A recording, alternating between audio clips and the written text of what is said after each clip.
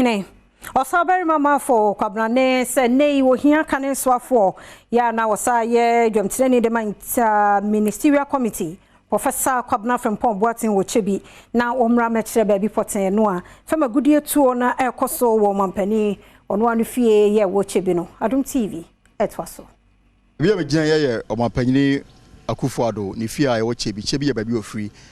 na ni fie a ye wo chebi hei na said mu nyina no makenkan wo go wan kratamani na mate wo radio ni television so no owura Professor Frimpong Boateng the krata bi ochokoma chief of staff emra no ye chairman of the committee a aban edc wo say omo fight legal man no o kire mu say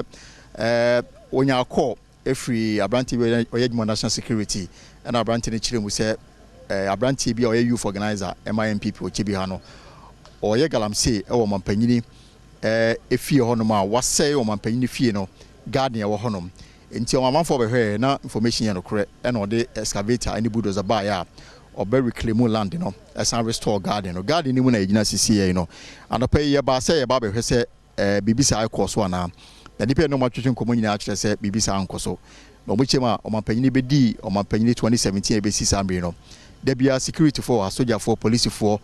na afei immigration for hanom na ebe din so bi baba fie hanom a oni accreditation na so o medi dwumadi bi na ebe so din so bi baba be wura fie a be galamsey na said Professor Frimpong Boateng mu no na soldier for the police for ha be amana koso enti enya no kre in fact ye ne omo manage fie na twetwe nkomo ye no mampanyini ne cousin I friend Gladys Aprokua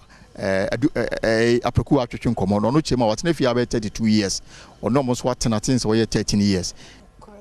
enya no kure bibia sensi ofia ha no de pakon so betu gold no a wo kan otutu men to go yansa na otu men na otu gold na if say me ba ha na men to say men no she entu wuda if say woni wan na be otwhwa so kra papa no ba no befu na wa ka say me tu men na to agu form no metu gold wase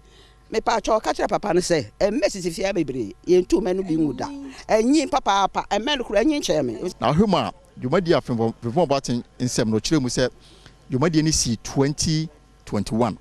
and it was 2023 2 years ni it is a reclamation be crowd cause will be difficult to tell menye obi a me wo expertise o mine ni mu but omo tifia ha and omo matena sin 2017 kire mu a bibisa enko so e wo hai bia enu no kure pefefefe bi eni sabe ye wo fa ase no wa ye adwuma wa di politics almost 45 years ni on fa ne hu nkototo se ne maniam ono kro ba hakra na ye se adwuma no kra on person no bekasa